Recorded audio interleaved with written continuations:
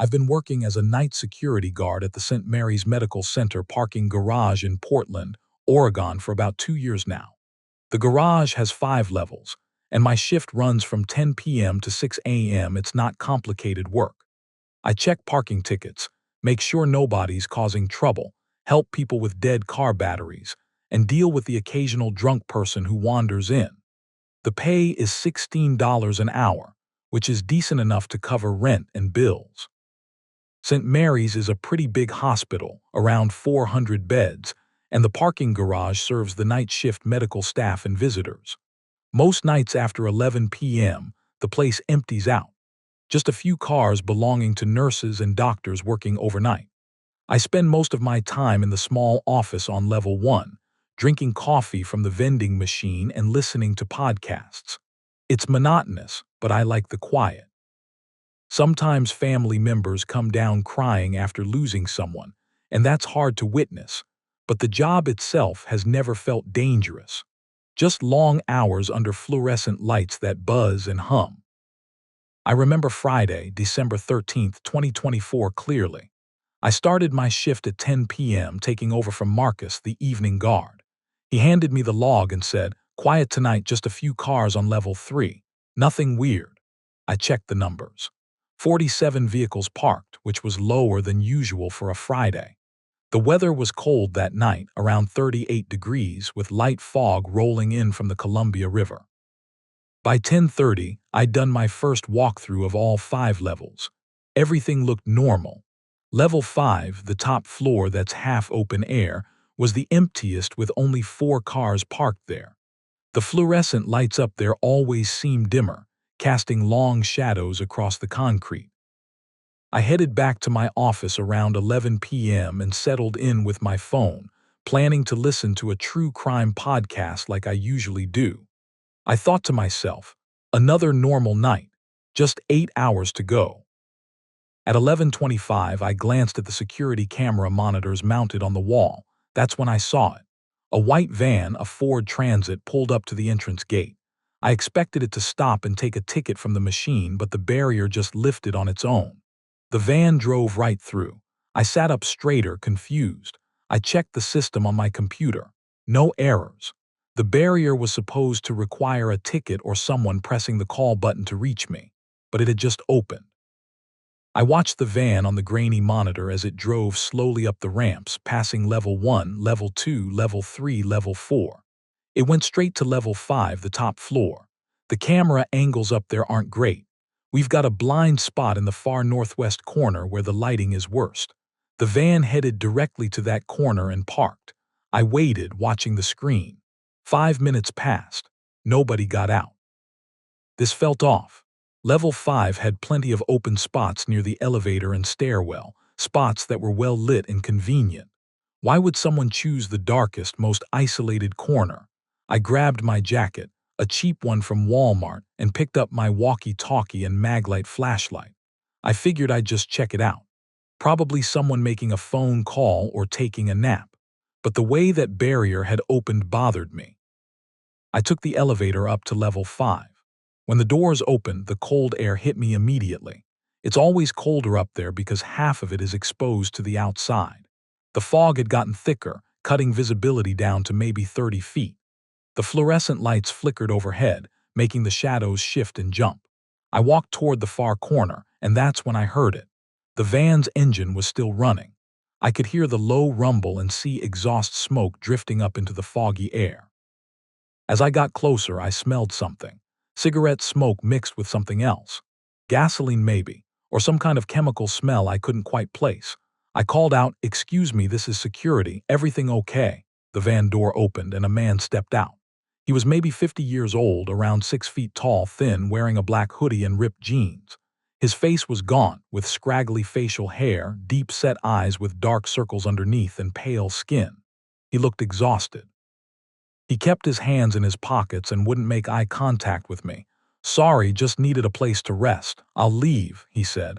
His voice shook slightly. I said, "You need a parking ticket. Can't stay here without one." He nodded quickly. "Right, yeah, I'll go get one." But he didn't move. He just stood there, shifting his weight from foot to foot. I looked past him into the van through the open door. The inside was dark, but I could see the back area was blocked off by a curtain. Behind it, I could make out the shapes of several large black garbage bags and a blue cooler. The smell coming from inside was stronger now.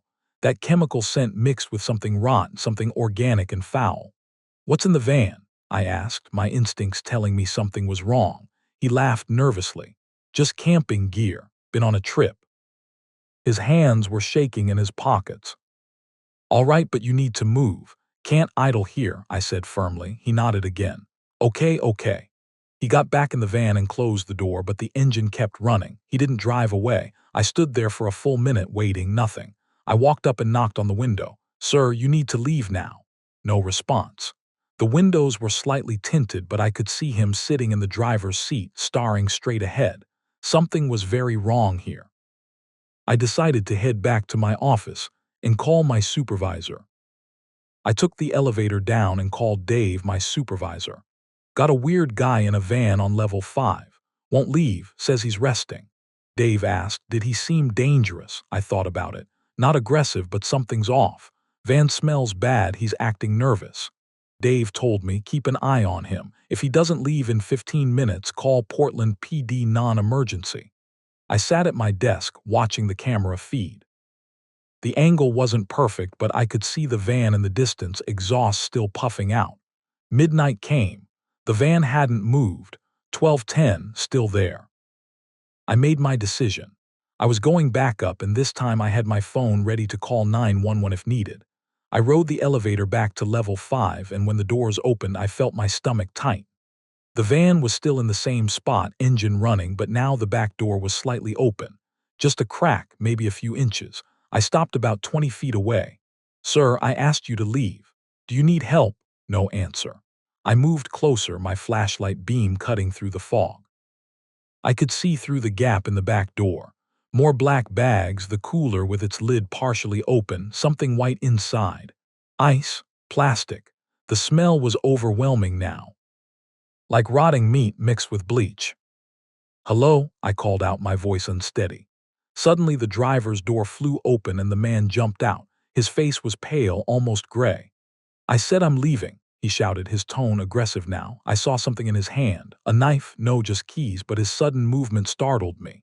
"Whoa, calm down, just doing my job," I said, taking a step back. He started crying, actual tears running down his face. "You don't understand, I can't. I need more time," he said, his voice breaking. "More time for what?" I asked, my heart pounding hard in my chest. He pointed at the van. She's in there. I can't let her go." "Who's in there?" I asked, dread washing over me. He didn't answer. He just sobbed, got back in the van, and locked all the doors. I backed away quickly and pulled out my phone, dialing 911. "I need police at St. Mary's Medical Center parking garage, level 5. Suspicious man in van, possibly someone inside, he's not cooperating." The dispatcher said officers were on the way. I ran to the stairwell and went down to level 1 to wait. 2 Portland PD patrol cars arrived within 6 minutes. 4 officers got out, 2 men and 2 women, all with radios, flashlights, and holstered weapons. Officer Martinez, the lead officer, asked me, "What's the situation?" I explained everything. The strange man, the van with the bad smell, him saying there was a she inside, refusing to leave. The officers headed up to level 5, and I followed but stayed back like they instructed. They approached the van and knocked on the window. "Portland police, step out of the vehicle." The man opened the door and put his hands up. He wasn't resisting. "Please don't make me leave her," he begged. "Who's in the van?" Officer Martinez asked. The man's voice was barely a whisper. "My wife, Linda, she passed away 3 days ago." The officers exchanged glances. 2 of them moved to the back of the van and opened the rear doors fully. I was standing about 30 feet away, but I saw Officer Martinez shine his flashlight inside. His face went pale. He stepped back and spoke into his radio. "We need a medical examiner, possible 1054. That's the code for a dead body." My legs felt weak. The officers took the man out of the van, handcuffed him, not to arrest but to detain, and sat him down on the ground. He was sobbing uncontrollably. One officer walked over to me. "Stay back. This is now a scene." I stood there frozen as the officers fully opened the van. I caught a glimpse inside. A blue sleeping bag, and inside it the shape of a human body. Gray hair visible at one end, the skin a pale bluish color. The smell that poured out was so strong that even from where I stood, I had to cover my nose. Officer Martinez came over to me after a few minutes. She's been dead for days. He's been driving around with her, says he couldn't let her go to the morgue. I felt sick. Oh my God. I whispered. The officer nodded. He's not violent, just mentally broken. Grief can do that. More police cars arrived. They put up crime scene tape. A medical examiner's van pulled in. The man, whose name I later learned was Thomas Miller, 52 years old, was taken away. He wasn't being charged immediately. They were taking him for a psychiatric evaluation. I had to give a full statement, recounting everything from 11:25 p.m. onward. The medical examiner confirmed later that the woman was Linda Miller, 50 years old. She died of a natural heart attack at their home 3 days earlier. Thomas hadn't called the police or a morgue. He just kept her in the van, driving around Portland, unable to let her go.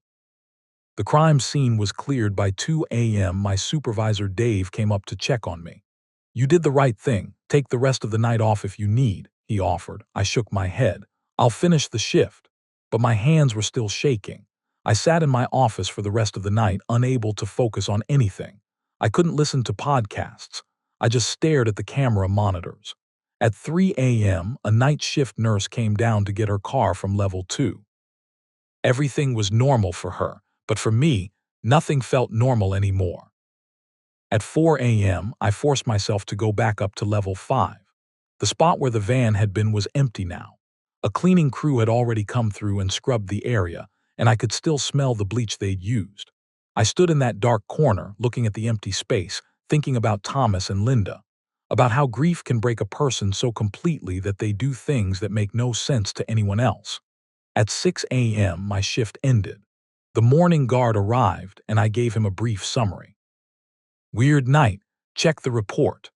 I drove home as the sun came up over Portland, but I didn't feel like it was a normal morning. The local news covered the story. Man found with deceased wife in hospital parking garage. Mental health evaluation ordered. Thomas Miller wasn't charged with a crime. He hadn't murdered anyone. He just failed to report his wife's death. He was transferred to a psychiatric facility. Linda Miller was laid to rest by her family in a small funeral. I read about it online and felt a complicated mix of emotions. Anger that he'd kept her body in a van for 3 days. Sadness at how devastating his grief must have been. Fear at how something like that could happen to anyone. I took 2 days off work, then came back. The hospital upgraded the security protocols. Now every vehicle has to take a ticket at the gate, no exceptions. They fixed whatever glitch had let that van through. They also installed additional cameras on level 5 to cover the blind spots. I changed the way I work too. Now I check any unfamiliar vehicle immediately. I trust my instincts more. If a car is parked for more than 10 minutes without someone getting out or leaving, I investigate right away. Level 5 feels different to me now. Every time I go up there for my rounds, I think about that night, but I didn't quit. Bills need to be paid and someone has to do this job. I used to think working alone at night was just boring. Now I know it can be anything. People carry their pain everywhere, even into parking garages. That night taught me to watch closer, trust my gut, and never assume a quiet night will stay quiet. St. Mary's parking garage is still here. I'm still here. And every night, I wonder what will pull into level 5 next.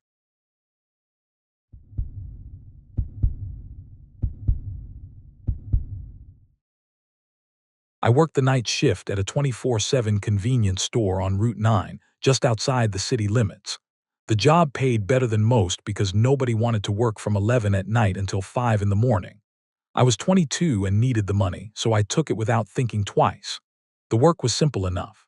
Stock shelves, clean the counter, help customers, and keep the coffee fresh. The owner gave me one rule that I had to follow no matter what. Always lock the door after a customer leaves, then unlock it when the next one comes. It sounds paranoid, but he said it kept me safe. Most nights were quiet. Maybe a trucker would stop for coffee or a late shift worker would grab cigarettes on their way home. I liked the silence. I would put in one earbud and leave the other ear open so I could hear if someone walked in. My phone played old rock songs my dad used to listen to, and the hours passed without much trouble. That night started like any other. I wiped down the counter, restocked the snack aisle, and checked the coffee pots. Around 11:45, the last customer of the hour walked out. She was a woman in scrubs who bought a pack of cigarettes and an energy drink. I locked the door behind her and watched her drive away. The parking lot went quiet. Just my car under the brightest light and a few empty spaces stretching toward the road. I went back to organizing the chip display near the back window. That was when I heard the door chime ring once. It was soft, like someone had pushed the door but not hard enough to open it. I turned around. Nobody was there. The parking lot was still empty. I figured it was the wind and kept working. A few minutes later, I heard a knock, not on the front door. On the back window, the one near the bathroom and storage room. I walked down the narrow hallway and stared through the glass. It was dark outside. All I could see were trees and the chain-link fence that separated the property from the empty lot behind it. I pressed my face closer to the glass, trying to see if a branch had hit the window. Nothing moved. I told myself it was probably an animal. Raccoons and possums came through here all the time, knocking over trash cans and scratching at doors. I went back to the front counter and checked the security cameras. We had 3. One aimed at the parking lot, one at the register, and one at the back door. The back camera showed nothing but darkness. The light back there had been broken for weeks and the owner kept saying he would fix it. I made a mental note to bring it up again. It was 12:15 when I noticed the truck. A dark pickup, maybe black or navy blue, pulled into the far edge of the lot and parked near the road. The engine cut off. I waited, expecting someone to get out and walk toward the store. Nobody did. The truck just sat there, headlights off, no movement inside. I stared at it through the window, trying to see if anyone was in the driver's seat. The angle made it hard to tell. 5 minutes passed, then 10. I started to feel uneasy. Why would someone park here in the middle of the night and not come inside? I went back to mopping the floor near the front window. That was when I saw it. A handprint on the glass. 5 fingers, clear as day, pressed against the window from the outside. The print was wet, like someone had touched it with damp hands. I stopped moving. I know I had cleaned that window at the start of my shift. There was no print then. My chest tightened. I grabbed a rag and wiped it away, telling myself a customer must have left it earlier in the day. But I did not believe that. It was 12:40 when I heard the crash. Metal banging against metal, loud and sudden, coming from the back. I ran to the camera and stared at the screen. The back area was too dark to see clearly, but I could make out the trash can lying on its side. Garbage spilled across the pavement. I grabbed a flashlight from under the counter and walked to the back door. My hand shook as I turned the lock and cracked the door open just enough to shine the light outside. The trash can was knocked over. Bags were ripped open and food wrappers were scattered everywhere. I thought about bears. We had seen them before, especially in the summer, or maybe a stray dog. I closed the door, locked it tight, and walked back to the front. When I looked out the window, the truck was still there. But now I could see someone sitting inside, a dark shape in the driver's seat, completely still, facing the store. My stomach dropped. I tried to tell myself it was nothing. Maybe they were resting. Maybe they were on their phone. But something felt wrong. I checked the customer bathroom to make sure no one was hiding in there. It was empty. Then I noticed the storage room door. It was open, just a crack. I always kept it closed, always. My heart started pounding. I pushed the door open and flipped the light switch. The room was full of boxes, shelves stacked with inventory and cleaning supplies. I walked between the aisles, checking every corner. Nothing. But one of the cardboard boxes near the back wall had been pushed out of place. I know I had not moved it. Someone had been in here. I was standing at the counter trying to calm down when I heard the knock. 3 solid taps on the front door. I looked up. A man stood outside, his face half hidden under a black baseball cap. He wore a dark jacket and held a white plastic bag in one hand. He waved at me, then pointed at the door. I could see his mouth moving, but I could not hear what he was saying. I walked closer but did not unlock the door. I pointed at the sign that said open 24/7. He pointed at the lock and said something again. This time I heard it through the glass. I need help. I stopped a few feet from the door. What do you need? My car broke down. Can I use your phone? I pointed toward the payphone outside near the gas pumps. There was one mounted on the wall, old but working. He shook his head. It does not work. Please. His voice was calm, but his eyes stayed locked on mine. The brim of his cap covered most of his face, but I could feel the weight of his stare. Something about it made my skin crawl. I can call someone for you, I said, but I cannot open the door. He did not respond. He just stood there staring. Then slowly he smiled. It was not a friendly smile. It was cold. He turned and walked away, but he did not go toward the truck. He walked around the side of the building toward the back. My hands were shaking as I ran to the back camera. The screen was grainy, but I could see him. He was trying the back door handle. I heard it rattle. I grabbed my phone and dialed 911. The line rang twice before a woman answered. 911, what is your emergency? Someone is trying to break into the store. I am alone. I gave her the address, my voice cracking. She asked if I could see a weapon. I said no. She told me to stay on the line and that officers were on the way.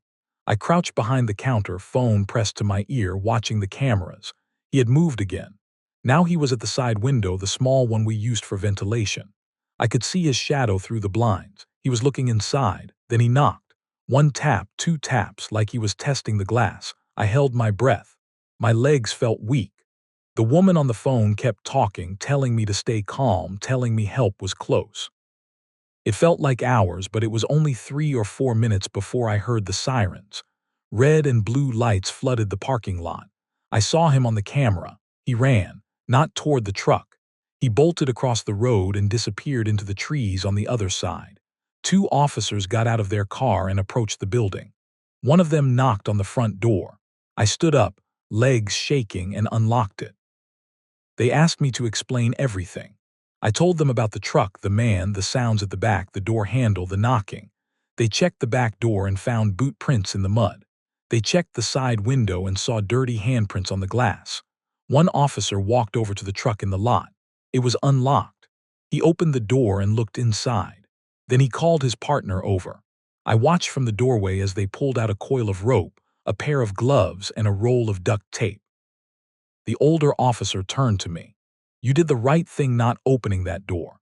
They called for backup and started searching the woods across the road. I sat inside with one of the officers, my hands still trembling. He asked if I had seen the man's face clearly. I shook my head. He wore a cap. It was too dark. They took the security footage and said they would review it. Around 2 in the morning, they told me I could close early if I wanted. I asked if I could. They nodded and said they would patrol the area all night. I locked up, turned off most of the lights, and walked to my car with an officer beside me. I drove home checking my mirrors every few seconds. I parked under the brightest light outside my apartment and ran inside. I locked the door, checked the windows, and sat on the couch with every light on. I could not sleep. Every time I closed my eyes, I saw that smile. That cold, patient smile. The next morning, my boss called. The police had caught him just after sunrise.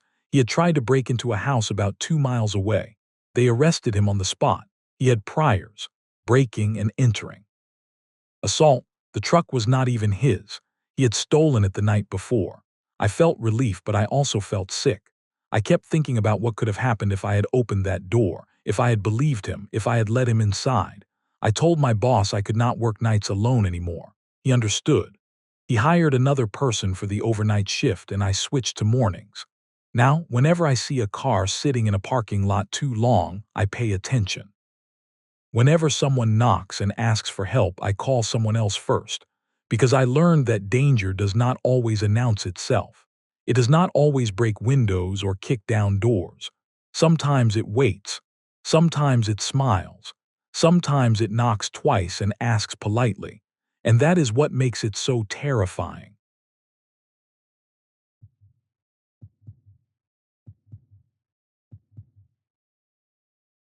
I worked the night shift at a 24/7 convenience store in an industrial park outside Portland, Oregon. The kind of place you only end up at if you're lost or work the graveyard shift at one of the warehouses nearby. I was 22, a junior at Portland State studying business, and the job paid enough to cover rent on my studio apartment near Division Street. 10 p.m. to 6 a.m., 4 nights a week. The store sold the usual stuff. Energy drinks, frozen burritos, cigarettes, lottery tickets.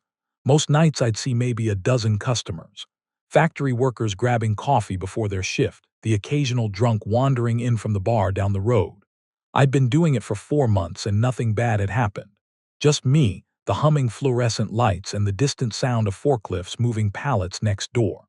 The security guard from the warehouse would stop by sometimes for coffee. Nice guy. At least that's what I thought.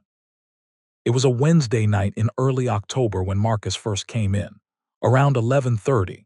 I was restocking the chip aisle when the door chimed. He walked in wearing a navy blue security uniform with a badge that read Securite Solutions. Mid-40s maybe, short beard, tired eyes. He went straight for the coffee machine, filled a large cup, black, no sugar, paid with exact change. $3.75 in quarters and dimes. "Quiet tonight, huh?" he said, voice low and friendly.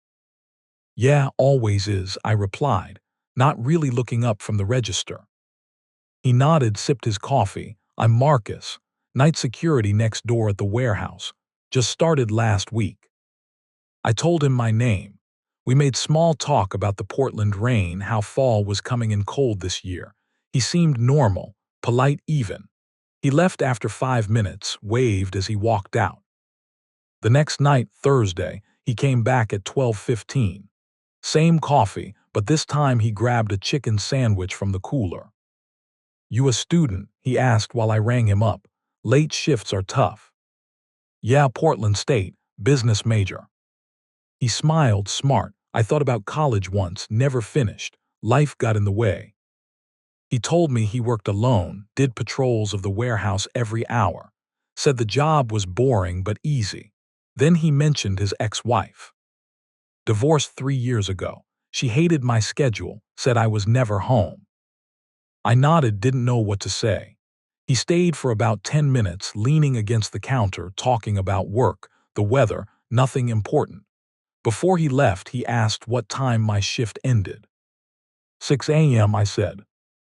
"Long night, drive safe." He waved and walked out. Friday night, he showed up at 11:45, earlier than before. Coffee and a glazed donut this time. "You bike here?" he asked casually. "Saw an e-bike outside." "Yeah," I said, "saves on gas." "Smart kid, gas is insane. What route do you take home?" Something about the question felt off, but I answered vaguely. "Just a few miles east." He nodded slowly, but his eyes drifted toward the window, toward where my bike was locked up outside. He paid, thanked me, and left.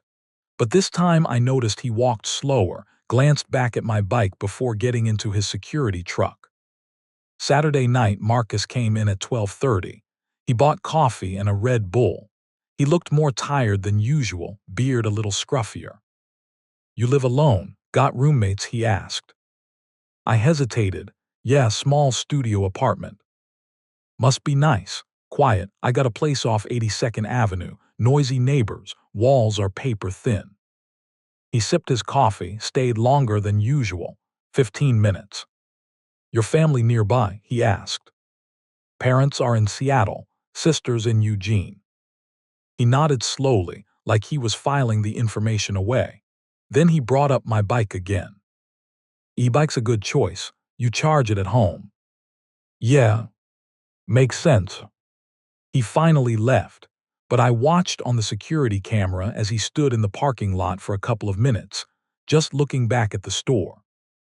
Sunday night, he showed up late. 1 a.m. he didn't buy anything, just grabbed a free cup of ice water. "Rough night," he said. "Caught someone trying to break into the warehouse. Guy in a blue jacket, black jeans, about your height." The description sounded like me. I was wearing a blue jacket and black jeans. "You see anyone suspicious around here?" he asked. "No," I said quickly. "Be careful, lots of weirdos at night. You got pepper spray?" "No, but I keep a bat under the counter." He laughed, good kid, smart thinking. He left, but his truck stayed in the parking lot for a while. I watched on the camera. He just sat there, engine running, staring at the store. Monday night, I parked my bike behind the building where it couldn't be seen from the road. Marcus came in at 11:50. "Where's your bike? Different spot?" he asked immediately. My stomach dropped, just moved it, safer in back. He nodded, "Makes sense. I noticed someone hanging around earlier, wanted to warn you. Guy in a gray hoodie backpack looked suspicious." That was me. I wore a gray hoodie and carried a backpack every shift. "What time you get off?" he asked. "I can walk you to your bike if you want, just to be safe." "I'm good, thanks." "Suit yourself. Just trying to help. We night workers gotta look out for each other." He left, but I watched his truck circle the industrial park twice on the camera before disappearing down the road. Tuesday night, I left a voicemail for my manager, told him about Marcus, how the questions were getting weird. I started my shift nervous, checking the cameras every few minutes. Marcus didn't show until 1:30 in the morning. He looked different. Eyes bloodshot, shirt buttoned unevenly, faint smell of alcohol. He bought a mini bottle of vodka. "Bad day," he said. "Ex-wife keeps calling, wants money I don't have." He leaned on the counter, too close. I could smell the vodka on his breath. "She took the house, the car. Left me with nothing, you're lucky. Young, no baggage, free." He stared at me for a few seconds without blinking. "What's your address? Just curious. I drive around a lot at night." I lied. "Oh, just near Powell Boulevard." "Powell, that's a long bike ride. 20 minutes. Something like that." His hand shook a little as he paid. Before leaving, he said, "I saw your bike earlier. The lock's pretty basic, should upgrade." "I'll think about it." "Do that, lots of thieves. Night kid." After he left, I checked the camera footage. He'd stood by my bike for 3 minutes just staring at it. Wednesday, my manager finally called back. "Marcus, he's been working there for years. Harmless, just lonely." I didn't feel better. That night, Marcus didn't come inside. But at 3 a.m., I saw his truck pull into the parking lot on the camera. Lights off. It just sat there. 3:45, still there. 4:30, it finally drove away, slow and deliberate. I called the non-emergency police line, told them about the truck. An officer showed up at 5:15. Took notes but didn't seem concerned. "Security guard probably just on break," he said. "Keep the doors locked. Call 911 if he acts threatening." I felt helpless. Thursday night, I brought pepper spray my roommate lent me. Marcus came in at midnight. He looked better, clean shirt, beard trimmed. "How's school? Midterms coming up." I answered shortly, didn't want to engage. He bought a sandwich, chips, coffee. Stayed for 20 minutes talking about his past. Said he went to Portland State too, dropped out sophomore year to take care of his sick mother. "You remind me of my younger brother," he said. "He died in a car accident 10 years ago, 23 years old." "I'm sorry." "He rode a motorcycle. Always said he felt free on it. Like your bike, I guess." He paused. "You should be careful. Roads at night are dangerous." Before leaving, he said, "If you ever need anything, I'm next door. Just knock. We're friends, right?" I nodded barely. "Good, friends look out for each other." I watched him on the camera. He stood in the parking lot, staring back at the store for a full minute. Friday night, I asked my manager to switch me to day shifts. He said no. "We're short-staffed. Give it another week." Marcus showed up at 1:15. He didn't buy anything. "Can I talk to you? Outside, just 5 minutes." "I'm working, can't leave the register." "After your shift then, I'll wait." "I have class early, can't." His face changed. "It's important, about what I saw last night." "What did you see?" "Someone watching this place, taking pictures. I scared him off, but he might come back." "Did you call the police?" "No point, they don't care, but I care. I can protect you." "I'm fine, thanks." He stepped closer to the counter. "You don't trust me." I backed up. "It's not that. I just don't need help. Everyone needs help sometimes. He stood there for 10 seconds, staring, not blinking. Finally, he said, okay, your choice, but don't say I didn't warn you. He left, slammed the door. I locked it immediately, hands shaking. Saturday, I called in sick.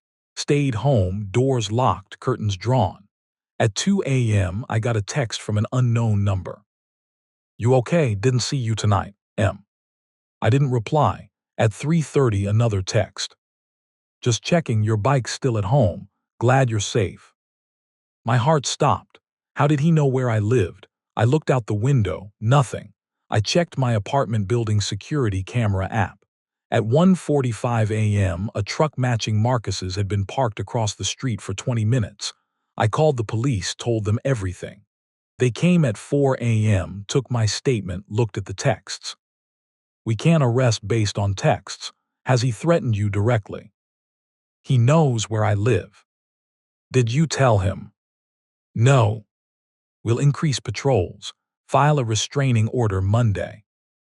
I felt trapped. Sunday night, I went back to work. I needed the money. I brought pepper spray and a small folding knife, legal in Oregon. I told my manager if Marcus came in, I'd call the police immediately. The shift started quiet.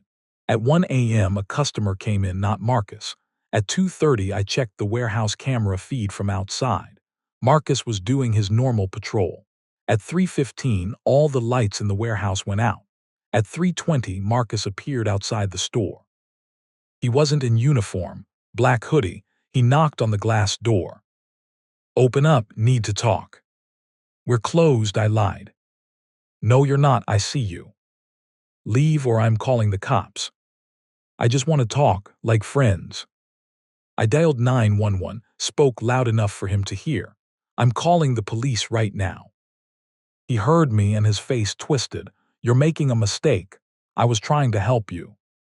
He punched the glass once. It cracked but didn't shatter. They're on the way, I yelled.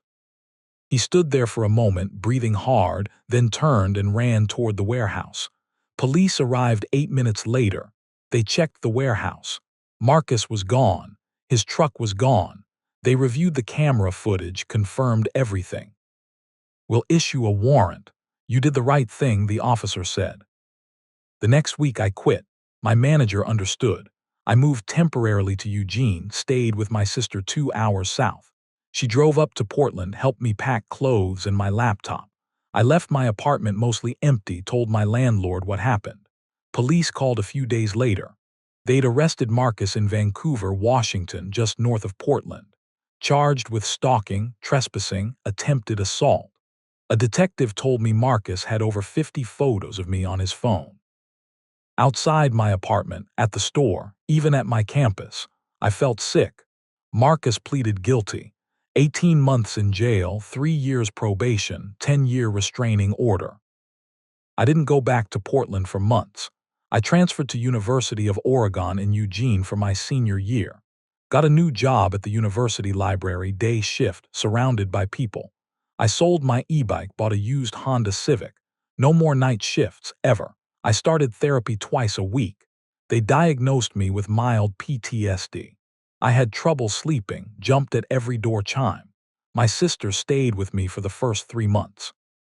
6 months later, I graduated, found a marketing job in Eugene. Life got better slowly, but I still checked my security cameras every night before bed. I never stayed anywhere alone and isolated. I avoided convenience stores, industrial parks, anywhere that reminded me of that place. I changed my phone number, made all my social media private. It's been a year now. I'm 24. I work as a marketing coordinator in Eugene, live in a third-floor apartment with security cameras. My girlfriend knows what happened. She's patient, understanding. I still avoid working alone at night. When I drive past a 24/7 store, my heart races. Sometimes I can't sleep and I check online to see if there's any news about Marcus. There never is. Recently, I got an email from a victim advocate. Marcus is getting out in 3 months. The restraining order is still active, but I'm scared. I'm thinking about moving to Seattle or maybe California. Some people say I overreacted. That Marcus was just lonely, mentally ill, needed help, not jail, maybe. But I remember that night he stood outside the glass, eyes locked on mine, fist raised. I remember the photos, the texts, the way he knew where I lived. And I know I did the right thing. I'm safe now. But part of me will always be that 22-year-old kid alone behind a counter at 3 a.m. watching the door. Hopping the bell doesn't ring. Some jobs aren't worth the money. And some people, no matter how friendly they seem, are better kept at a distance. I learned that the hard way, and I'll never forget it.